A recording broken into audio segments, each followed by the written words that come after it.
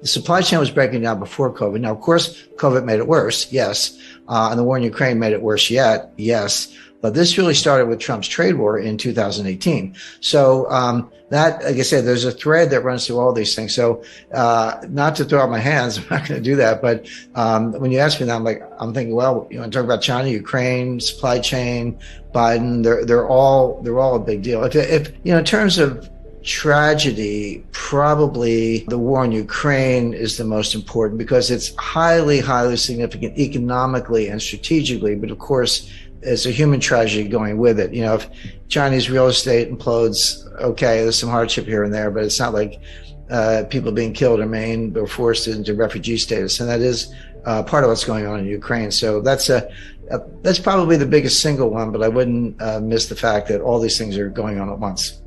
The number one question, because everyone's concerned about inflation, but there's a big backstory there. But I always say when it comes to your own money, everybody has a PhD in economics. You don't need Larry Summers to tell you what's going on with your budget and your ability to feed your family or keep a roof over your head. So people get inflation. One of the reasons it's so politically toxic is because it's unavoidable. You can't fudge it. You can't spin it. It's like, hey, if I used to fill up my Ford F-150 truck for $50 and now it's $125, A, you get it. It's right in your face. And B, that's $75 that you don't have to take your spouse out to dinner, buy a new jacket or whatever. So there's kind of demand destruction at the same time you're spending more money on the one thing you can't do without. So people get it. But then from there, the question I get the most is, hey, Jim, is this going to cause a recession? Are we going to have a recession? And as recently as a few months ago, I would say, yeah, I think so. You can see it coming late this year, early next year. Now I say we're in a recession. I mean, it's not coming. We're in it.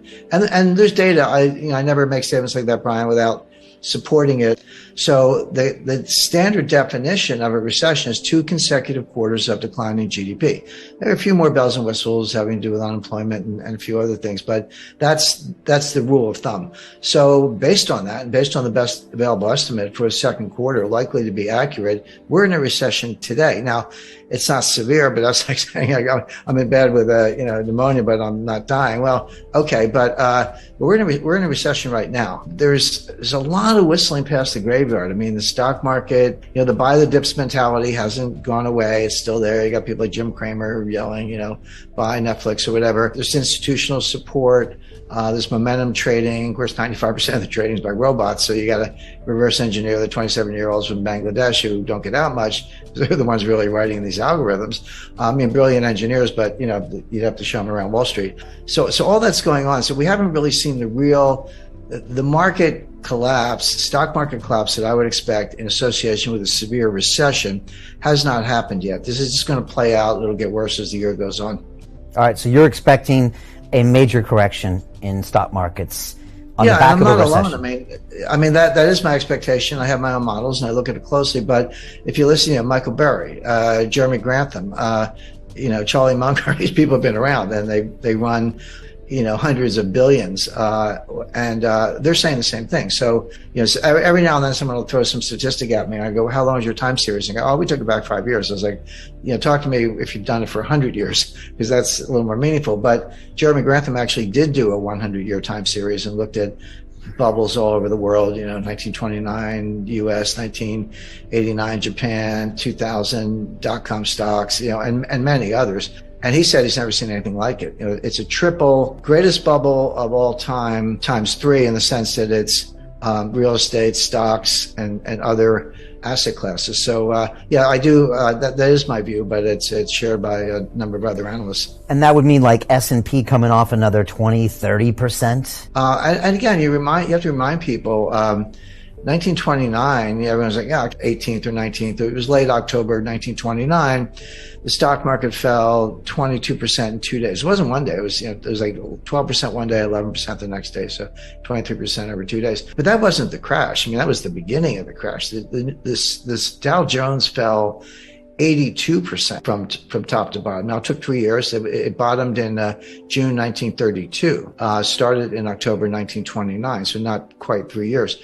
But that fell 82%. And, NASDAQ's down, bounced back a little bit in recent days, down close to 30%, down the S&P down over 20%. We're in bear market territory, but that's just the beginning. That's not what a full bear market, full market adjustment looks like in the face of the kind of recession that I expect. Talk to me about inflation, because I was looking at some of the inflation numbers, and you have to go back to the 80s to see anything that's approaching double digit. I remember being just a kid hearing about double-digit inflation. I could kind of remember the gas pumps, the lines at the gas. It's like a distant memory of me in the 70s.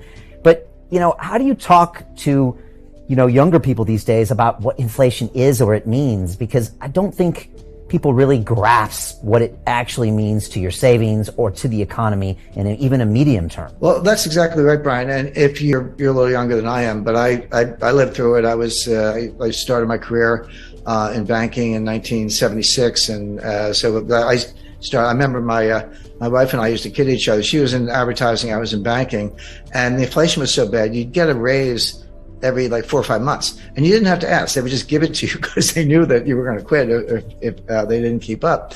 So she would get a raise, and she was making more than I was at the time. So we'd go out to dinner, and then I would get a raise, and I was making more than she was. So we would just tease each other about that. But that's how it was. And the psychology was, if you needed a TV set or refrigerator, new car, whatever, you say, I better buy it now because the price is going to be higher. If I wait a month or 2 months, the price is going to run away from me. So it had huge behavioral. Of course, gold was, going to the moon. There was a lot. But Brian, you're right when you say we're putting up inflation numbers today that are the highest in 40 years. That is correct. Actually, it was 1981 before we saw these numbers.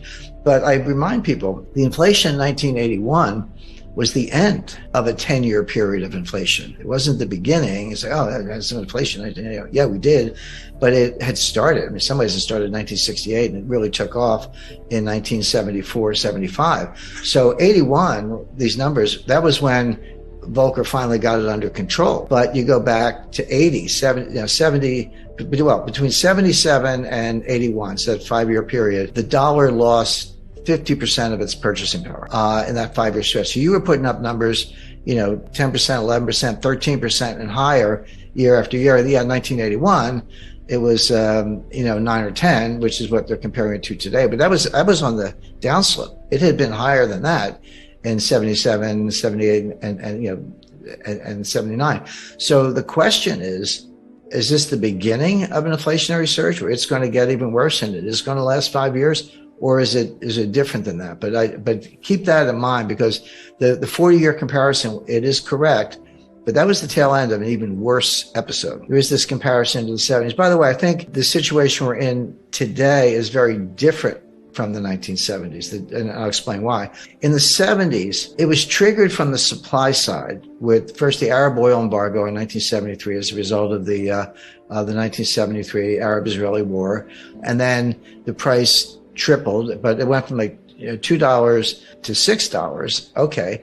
But, in percentage terms, that's a huge jump, but it was still $6. And then it got to 12. And then in 1979, you had a second oil embargo because of Iran and the Ayatollah and the revolution and the hostages and all that. And then it went from kind of 12 to 20.